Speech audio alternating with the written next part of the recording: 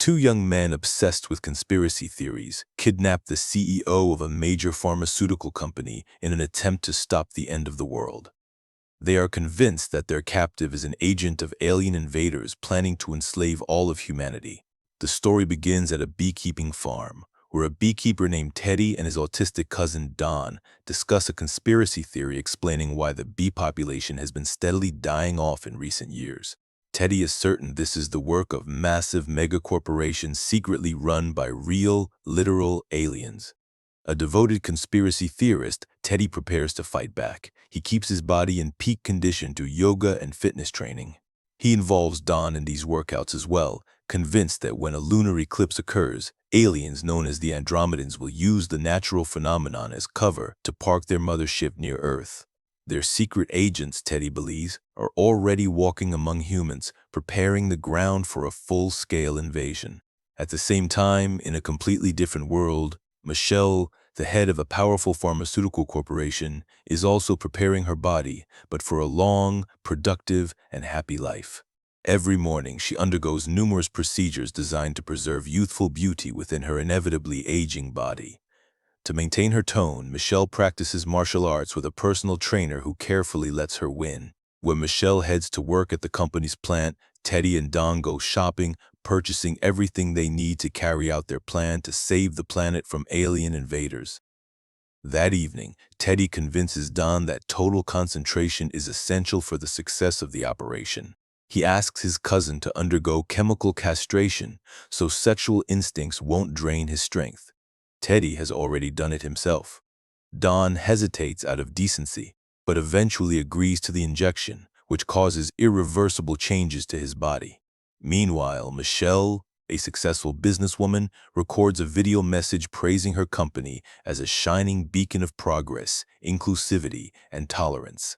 Off-camera, however, she treats her employees with extreme arrogance. After work, Michelle drives home, where Teddy and Don, wearing masks, ambush her from the bushes.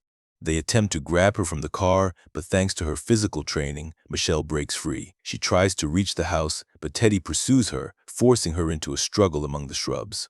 She escapes again and runs across the lawn, only to notice a syringe sticking out of her leg. She collapses unconscious. The kidnappers shove her limp body into the car, adding car theft to their growing list of crimes. Once behind the wheel, Teddy orders Don to shave the victim's head.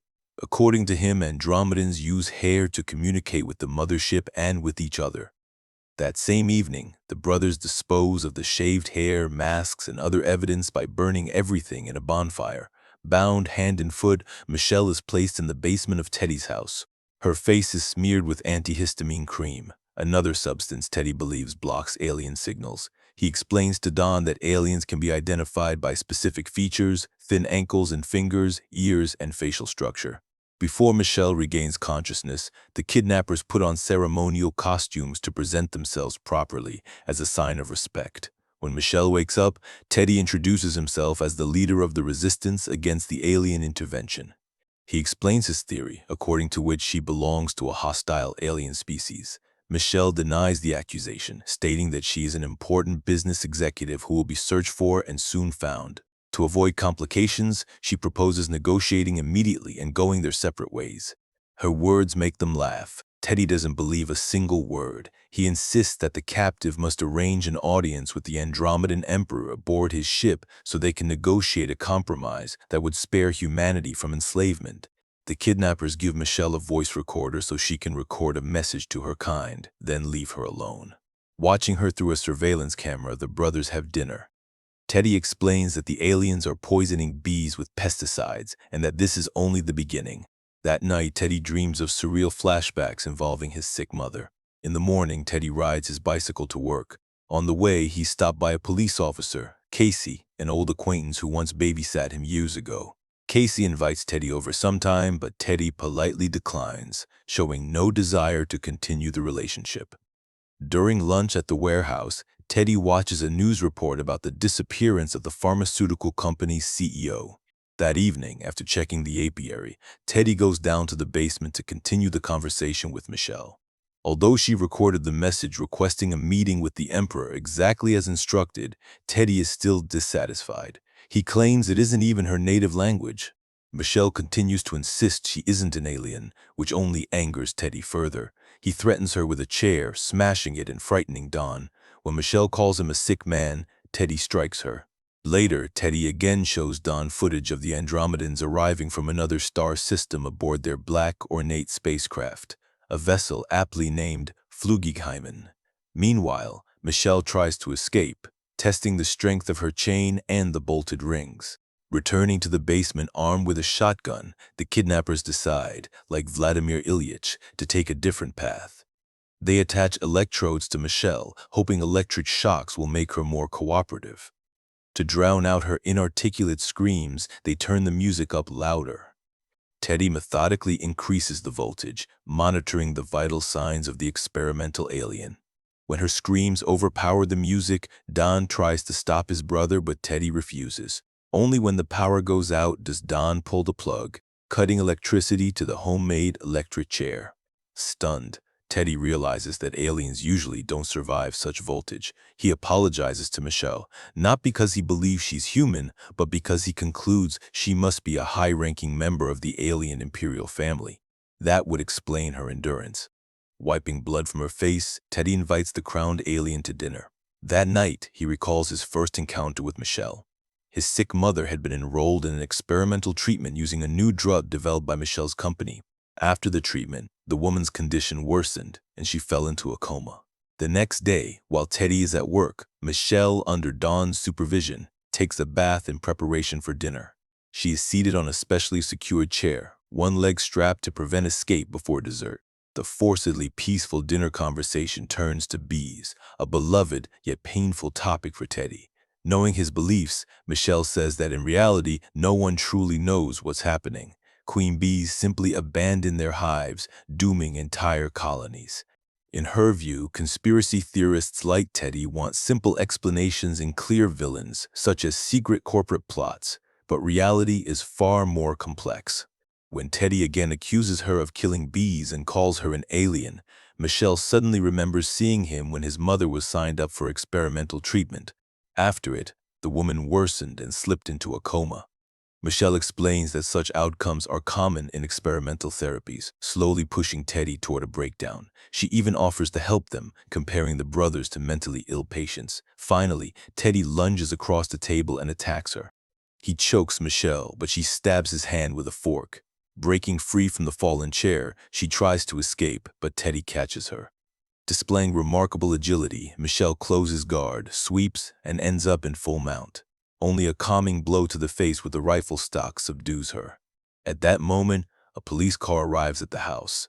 Officer Casey looks around before spotting his old friend Teddy through a window. He asks permission to enter, explaining that he's canvassing the area in search of the missing CEO, Michelle. Her car was spotted by a surveillance camera nearby. Teddy discreetly turns off the surveillance monitor, showing Michelle unconscious in the basement under Don's watch. He tells the officer he hasn't seen the car or the missing woman. Bound by hospitality, Teddy offers Casey food, manipulating everything with one hand, the other injured by the fork. To distract the visitor, Teddy takes him outside to show the apiary. In the basement, Michelle regains consciousness. Realizing someone is upstairs, she notices Don is nervous. Remembering how Teddy dominated his brother's weak will, she speaks to Don, trying to convince him that what's happening is wrong and that he can save her as a true hero. Don believes she really is an alien and asks her to take him aboard the spaceship. To gain his trust, Michelle promises to show him the spacecraft. Don apologizes for everything he's done and then paints the surroundings with his brains. The gunshot is heard outside by Teddy and Casey. To avoid exposure, Teddy bludgeons the police officer to death with a shovel. Returning to the basement, Teddy finds his brother dead and Michelle covered in blood. He grabs the gun, accusing her of manipulating Don. Michelle swears she had nothing to do with it, but realizes she must urgently change tactics. She plays along, confessing that Teddy's mother is undergoing an experiment to restructure her internal organs, having been artificially placed into a coma with medication. To save her, all that's needed is an antidote from a yellow antifreeze bottle in Michelle's trunk. She urges Teddy to check it himself. Though skeptical, Teddy is persuaded. To be safe, he shatters Michelle's kneecap with the rifle butt to limit her mobility. Sneaking into the hospital ward, he injects the blue liquid into his mother's IV and waits anxiously. The outcome is inevitable. The antifreeze kills her without her ever waking up. Crying, Teddy escapes through a window and races home for revenge. Meanwhile, Michelle drags herself to Don's corpse and retrieves the keys from his pocket with her one good leg. Unlocking the chain, she realizes she can't climb the stairs with a shattered knee. Her attention is drawn to a door disguised as a wall panel. Inside, she finds a storage room filled with human remains. Teddy had dissected those he suspected of being aliens. Michelle discovers detailed records of his crimes and extensive photographic evidence. When the devastated, sobbing Teddy storms into the basement with a gun, Michelle greets him with royal dignity. Exploiting his fragile emotional state, she learns he has killed 2 people. She then explains why aliens resemble humans. Long ago, Andromedans arrived on Earth when dinosaurs still roamed the planet. Their visit disrupted the ecosystem, leading to the dinosaurs' extinction. Seeking to atone, the aliens created humans in their own image. Humans worshipped the Andromedans like Atlanteans, but their corrupted nature prevailed. Time and again, humanity attempted to destroy itself through wars and environmental ruin. The last survivors escaped by building an ark before a global flood. Throughout history, the Andromedans tried to improve humanity, to eradicate evil from its nature. The experiments were never about enslavement. Now, the Emperor has a way to end war and cruelty forever, scheduled for the date of the lunar eclipse. This revelation shatters Teddy's worldview completely. He breaks down, sobbing. The eclipse arrives. Wearing a wig, Michelle drives with Teddy to the gates of her company's plant. Despite Don's corpse lying in the back seat, she parks as usual. Limping, they head into the office, where teleportation to the mothership is supposed to occur. While Teddy barricades the door, Michelle pulls out a calculator, the teleport control device. As she enters the secret code, it's revealed that Teddy has a homemade explosive strapped beneath his jacket. The threat of detonation forces Michelle to play along and pretend to arrange the long-awaited meeting with the alien emperor. She orders the kamikaze to step into a wardrobe, supposedly a disguised teleportation booth. He closes the doors. A countdown begins. An explosion follows. Michelle regains consciousness inside an ambulance.